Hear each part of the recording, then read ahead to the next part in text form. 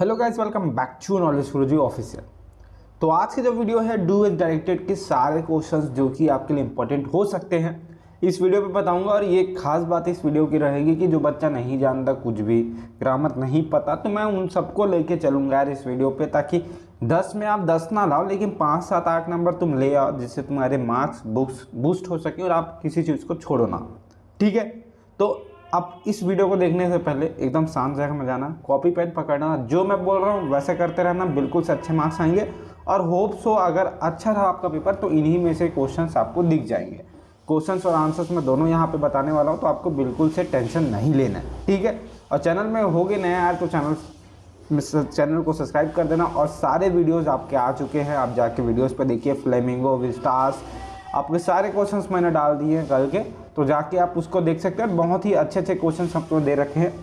तो सबसे पहला जो क्वेश्चन होता है वो नरेशन होता है, और नरेशन इतना इजी होता है कि इसमें आपको 1-2 नंबर जितने क्वेश्चन, क्योंकि कभी कभी क्या होता है नरेशन के 2-3 क्वेश्चन आ जाते हैं, तो कभी एक ही क्वेश्चन आता है।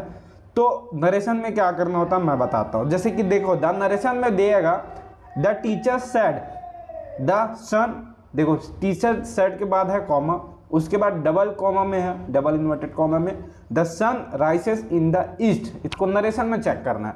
मतलब ये जो कॉमा और डबल कॉमा है ना, उनको मिलाना होता है चेंज द नरेशन में। तो क्या यूज होगा उसके बीच में, जो आपको कॉमा और जो डबल इन्वर्टेड कॉमा उसके बीच में यूज होगा हमेशा डेट। ठीक है, जैसे कि अभी मैं दिखाऊंगा सबके आंसर से, सबको बताऊंगा आपको एकदम बिल्कुल से यहाँ से। जो भी अगर नरेशन के 2-3 क्वेश्चन आ गए तो 2-3 क्वेश्चन तुम्हारे एकदम फिक्स हो जाएंगे मार्क्स यहाँ पे। ठीक है, तो देखो क्या करना, द टीचर सेड के बाद क्या लिखना है, डेट लिखना है। Sun rise in the east, यहाँ पे रोज इन द स्टे हो गया है, तो ये थोड़ा गलत हो गया है। ठीक है, तो उसके बाद अब आगे चलते हैं। He said earth moves round the sun. तो यहाँ क्या होगा, यहाँ पर होगा द ही सेड होगा, द टीचर सेड नहीं होगा, क्योंकि यार वो आंसर बनाने में थोड़ा दिक्कत हो सकता है। He said, the teacher said तक कब होता है, जब ही सेड के जगह टीचर होता क्वेश्चन में। तो यहाँ पर होगा he said that the earth moves round the sun. मतलब आपको वो कॉमा और डबल इन्वर्टेड कॉमा के बीच में सिर्फ डेट लगाना है, डेट, THAT, डेट। ठीक है, उसके बाद देखो नीचे वाला देखो, the teacher said the earth is round like a ball. तो यहाँ पर आएगा the teacher said that the earth is round like a ball. क्या चेंज हुआ है, कुछ नहीं, बस दैट लग गया है। ठीक है, उसके बाद है he said to her where do you live. तो यहाँ पर थोड़ा चेंज होगा, जब आपको क्या है यहाँ पे क्वेश्चन मार्क दिया गया है। ऐसे क्वेश्चंस को आप लिख लो और थोड़ा जाने से पहले एक बार रिवाइज कर लेना। ही आस्क्ड हर वेयर, मतलब सैड बोल रहा है तो यहाँ पे आप सैड भी लिख सकते हो और आस्क्ड भी आज क्या है, पूछने वाला होता है, आस्क्ड। तो यहाँ पर आएगा he asked her where do you live. ठीक है, तो ऐसा यहाँ पे हो सकता है। She said to me please bring me a glass of water. तो वही हो गया, said to me that please bring me a glass of water. ऐसा ही चेंज कर सकते हैं, या तो जो लिखा है सी रिक्वेस्टेड, क्योंकि आप नए होंगे तो आपको नहीं पता, तो आप she said to me that ऐसा लिखना, प्लीज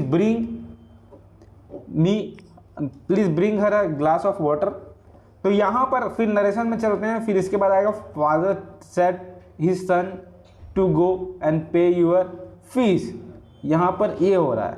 ठीक है, मतलब इनको आप अच्छे से करके चले जाना, तो उसके बाद आपको यहीं से आपको देखने को मिलेंगे। उसके बाद है Ram said that I am writing a book, narration हुआ।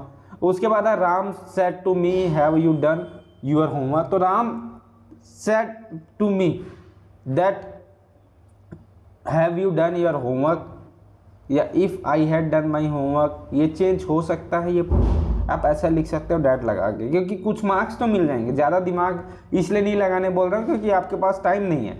The earth is round that देखो यहाँ पर ये क्वेश्चन आने के चांसेस है। The earth is round that the earth, the fact क्या होगा यहाँ पे, द अर्थ इज राउंड।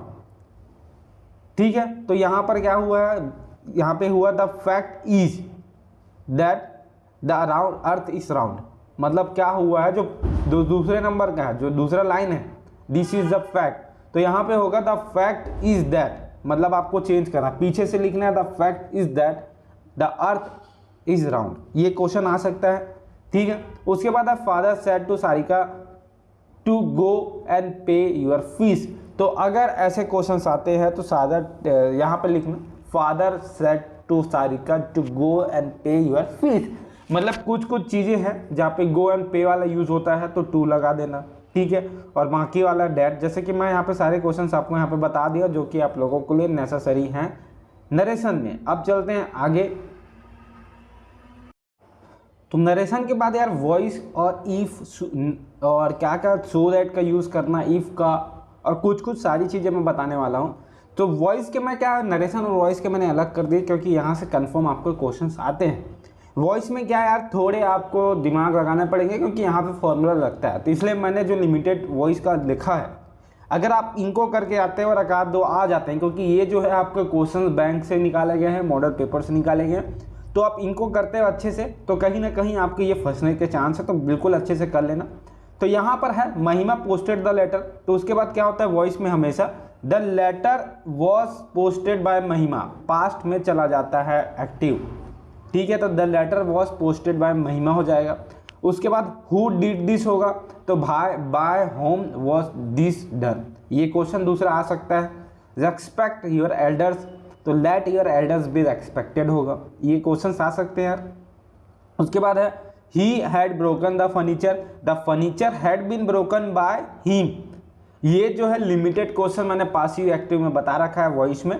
तो आपको यार यही सब क्वेश्चन यहाँ पे देखो, डू नॉट प्लक फ्लावर्स, ये क्वेश्चन कहीं ना कहीं 90-95% चांसेस है कि आपको पूछे जाए कि let flowers not be plucked, क्या होगा यहाँ पर डू के जगह यहाँ पे लग जाएगा लेट, उसके बाद फ्लावर नॉट बी प्लग्ड होगा, ठीक है। उसके बाद है I offered him a chair, ठीक है। तो यहाँ पे क्या होगा a chair was offered to him by me, मैंने उसको चेयर ऑफर किया, तो यहाँ पे मैसेज आएगा कि नहीं मेरे द्वारा चेयर ऑफर करा जाए उसको, ठीक है, मतलब मेरे द्वारा उसको चेयर ऑफर कर दिया ऐसा करके। तो यहाँ पर उसके बाद ओबे योर पेरेंट्स होगा तो लेट पेरेंट्स भी ओबे होगा। ये क्वेश्चंस को आपको यार जैसे है वैसे ठीक रट लेना जो भी करना है, क्योंकि इसमें अगर दिमाग घुमाने जाओगे तो बाकी सारी चीज़ें तुम भूल जाओगे अपने इंग्लिश की। तो मैंने सारे लिमिटेड रख दी हैं तो आपको बिल्कुल टेंशन नहीं होना है। उसके बाद है stamp are being collected by us, तो वी आर कलेक्टिंग स्टैम्प होगा। उसके बाद obey your elders let your elders be obey, open the door let the door be open, ठीक है ना। द डोर विल नहीं, इस पे ये मत लिख देना the door will be open by me, ऐसा करके let the door be open, ये सारे हैं। हु रॉट दिस लेटर तो by whom was this letter written, समझ रहे हो क्या लिखा गया है। तो ऐसे आपको ये चीज़ें जो है ना रट लेनी है ताकि आपको क्या है दिमाग में रहे आप कब लेट लगाना है, कब आपको क्या करना है, ये मतलब लिमिटेड चीज़ें करो यार, क्योंकि वैसे भी अगर पूरे मार्क्स 10 नंबर के लिए तुम जाओगे तो फिर तुमको दिक्कत हो जाएगा, ठीक है। तो मैं अब आगे ले चलता हूँ। तो देखो यार वॉइस और नरेशन तो आता ही है, साथ में तुमको अनलेस इफ़ ये सारी चीज़ें आइदर सूनर जो यूज़ करने आता है, ये सारी चीज़ें मैं बता देता हूँ कि क्लॉज आता है, नाउन क्लॉज, फिर रिलेटिव क्लॉज क्या होता है, ये सारी चीज़ें मैं इस पर बताया हूँ। ये 6 पेज का है, थोड़ा टाइम लगेगा लेकिन सीख जाओगे तो फिर अच्छे मार्क्स तुम्हारे आ जाएंगे। और मेहनत लगती है यार वीडियोज़ पे बनाने में, कंटेंट निकालने में, तो प्लीज़ से लाइक करके शेयर करके सब्सक्राइब कर देना। तो सबसे पहले हम आते हैं इफ़ और अनलेस का यूज़। तो देखो ये इतना इजी होता है ना कि तुम बिल्कुल बना लेंगे। क्या होता है rewrite the sentence using if, using if बोला है, इफ़ यूज़ करना है किसके प्लेस में, अनलेस के प्लेस में। तो क्या होगा अनलेस के जगह आप चुपचाप इफ़ लिख दो, if I am invited I will go to the party, बाकी सब सेम होगा। यूजिंग क्या करना, बस ये देखना यूजिंग क्या लिखा हुआ है, क्या यूज़ करना है, if unless in a place of unless. अब जिसको कुछ नहीं पता वो सिर्फ यूजिंग देखना कि यूजिंग क्या करना है और किसके जगह पे करना है, और चुपचाप रख देना। और बाकी लोग के लिए तो जो समझ रहा होगा उसके लिए तो बहुत इजी है ये।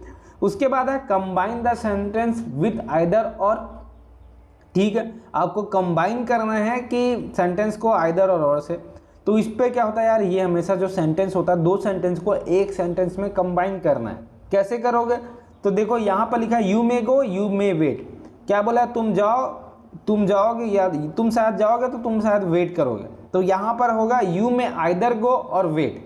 मतलब ये क्वेश्चन देखो सीजी बोर्ड में कोई बड़ा ग्रामर नहीं आता, यही सब आते हैं। यू मे आइदर गो और वेट दोनों का यूज़ हुआ है, या तो आइदर गो और वेट, गो और वेट के बीच में आपको और यूज़ हुआ है, और यू मे के बाद आइदर यूज़ किया हुआ है, बाकी दोनों सेंटेंस एक में आ गया है। समझ रहे हो, लिख लो, पढ़ के चले जाना, फंसे बढ़िया चीज़ है।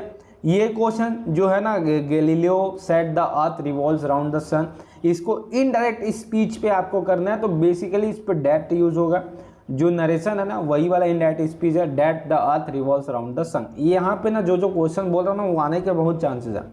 अब यहाँ पर क्या होता है, the sun is so bright that we can not see, तो यहाँ पे एडवर्बियल क्लॉज, एडवर्बियल क्लॉज उसको बोलते हैं जिसपे एडवर्ब भी है और सब्जेक्ट भी है। तो यहाँ पर क्या होगा, एनीथिंग, एनीथिंग होगा। ये सारे क्वेश्चन पे क्या है, आपको थोड़ा डीप में जाना होता है क्लॉज वाले, एडवर्बियल में तो बहुत क्लॉज पे आपको जाएंगे। तो मैं इसको आप एक बार देख लेना, जो भी एडवर्बियल बता रहा हूँ मैं उसको देख लेना, अलग से पढ़ लेना।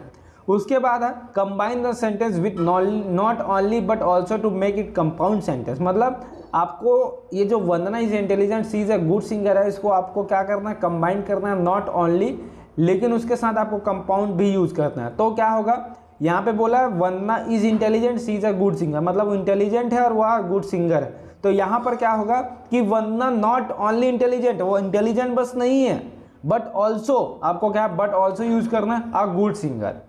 समझ रहे हो क्या हो रहा है, आपको ऐसे ही बस नाम वाम चेंज हो सकता है, बाकी सब अलग नहीं रहेगा, नाम बस चेंज सकता है, वंदना के साथ मोहन सोहन कुछ भी लिख सकते हैं, बाकी सब सेम होगा। तो ये पढ़ लेना। उसके बाद है you do not worry I am here, इसको क्या करना है, एज लॉन्ग एज यूज करना है। तो यहाँ पे क्या होगा, you don't worry as long as I am here, you don't worry के बीच में एज वेल एज, मतलब यार ग्रामर के जितने ज़्यादा क्वेश्चंस कर लोगे, अगर फंस गए ना तो 10 नंबर 5-7 नंबर तुम निकाल लोगे, ठीक है। मेरा ये कहना है, इसी कहने से मैं ये वीडियो बना रहा हूँ, बाकी कुछ नहीं। Having read the book once before makes me more prepared, तो यहाँ पे आपको क्या है, नॉन इन्फिनिट वर्ब और रीराइट इट। तो यहाँ पे क्यों नॉन इन्फिनिट वर्ब क्या है, हैविंग, तो हैविंग को क्लिक करना है। उसके बाद है he is a good I know this, combine the sentence to make complex sentence using noun clause.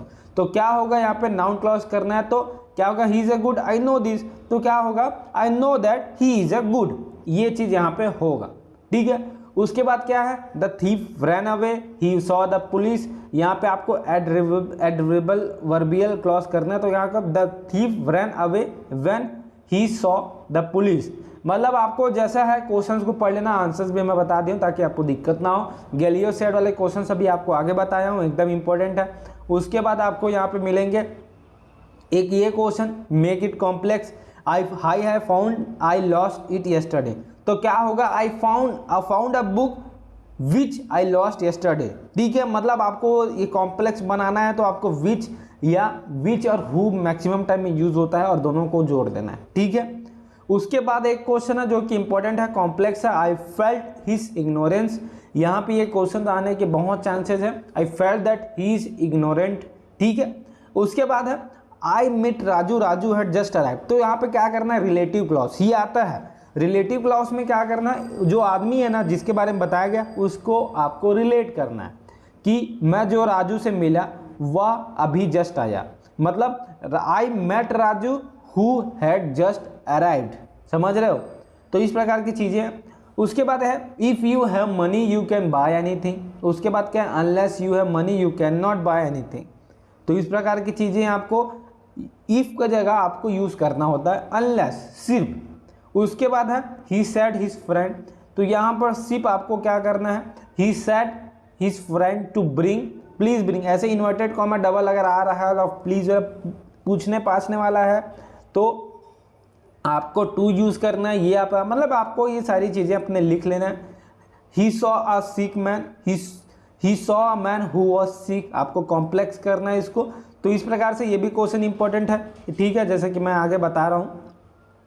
और एक बात बता देता हूँ आपको, ये सारे जो हैं पीडीएफ में मिल जाएंगे। आपको कैसे करना है, आपको जाना है पहले क्रोम में, मैं वो ओलेक्स खोल दिया था भाई, क्रोम में जाओ, जैसे ही क्रोम में जाओगे आपको यहाँ पर मिलेगा नॉलेज गुरुजी ऑफिशियल, आप सर्च करो नॉलेज गुरुजी ऑफिशियल, और जैसे ही आप सर्च करोगे आपको पहले में आपको कैसे कि मेरा जो है बंद था वाईफाई, तो यहाँ पे जैसे कि मैं यहाँ पे बना रहा, तो यहाँ पे जैसे आप सर्च करोगे आगे में नॉलेज गुरुजी ऑफिशियल आएगा, ठीक है। तो ये नॉलेज गुरुजी ऑफिशियल है, आपको क्या करना है, बहुत सारे अपडेट्स में, तो यहाँ पे आपको क्या करना है, नॉलेज गुरुजी ऑफिशियल में आप पहले जैसे आओगे यहाँ पे आपको क्लिक करना है पहले में इंग्लिश इंपॉर्टेंट आर्टिकल में, और जैसे ही आप क्लिक करोगे आपके पास सारी चीज़ें ओपन होके आ जाएंगी। ठीक है, तो यहीं पे मैं सिर्फ इतना ही बता रहा था कि आप इसको PDF में भी देख सकते हो। तो यार आप नॉलेज गुरुजी ऑफिशियल में भी वेबसाइट पर जाके आप इनकी PDF पढ़ सकते हैं, आपको सारी चीज़ें वहाँ पे मिल जाएंगी।